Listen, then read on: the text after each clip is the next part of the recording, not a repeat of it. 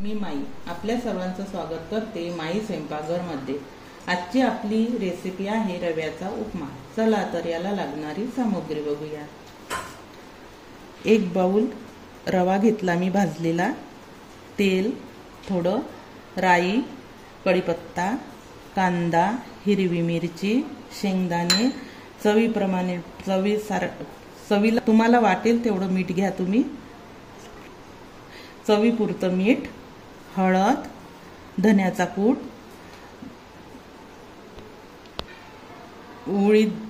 उडदाचा सोला घेतला मी 1 टेबलस्पून आणि सांबार। चला तर मग आपण प्रथम गॅस चालू करू। प्रथम आपण यामध्ये तेल टाकून घेऊ। ते छान तापू द्यायचं आहे आपल्याला। छान तापलेलं आहे आपलं तेल, त्यामध्ये राई टाकून घेऊ आपण। छान तळतळली राई। आता कढीपत्ता, कांदा टाकू आपण।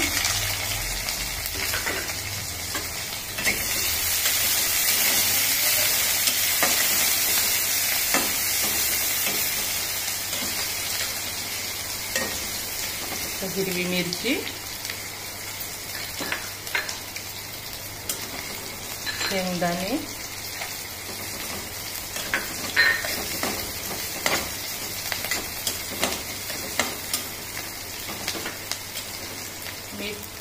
मीठ टाकायचं।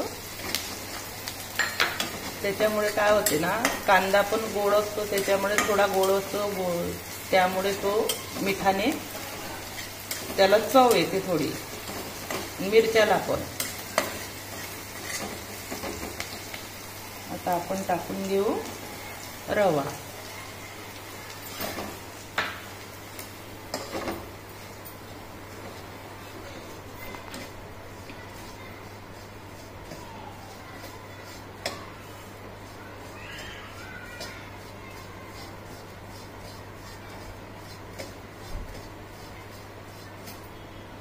इकडे आपण पाणी गरम करून घेऊ।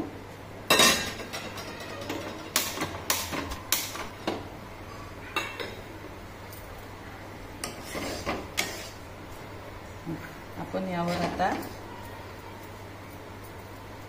ही डाळ टाकू। मी ही धुवून स्वच्छ घेतलेली आहे। हळद टाकू,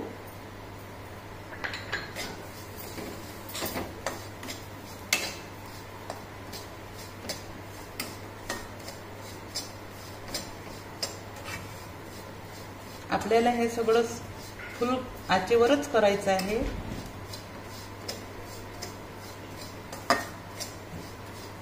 तसा माझा रवा आधी भाजलेलाच आहे, त्यामुळे लवकर होईल।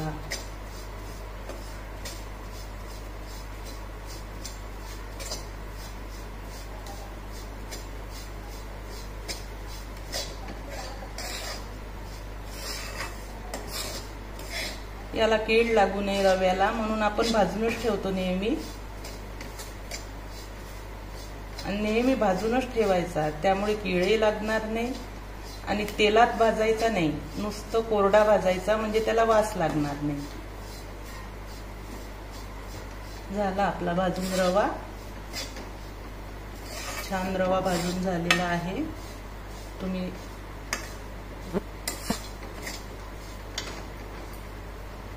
आपल्या पाण्याला उकळी आली आहे। आता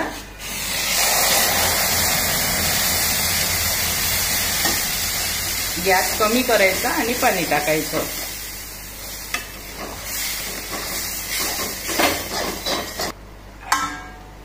आपण पाणी टाकलेलं आहे। आता थोडी वाफ घेऊ। आपण उघडून बघूया।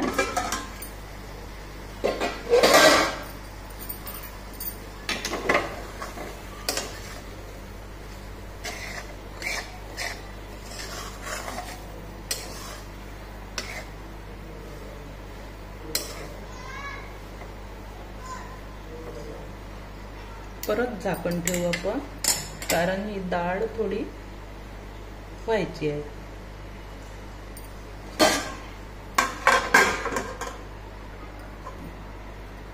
आपला उपमा झाला काय बघायचा आहे आपल्याला.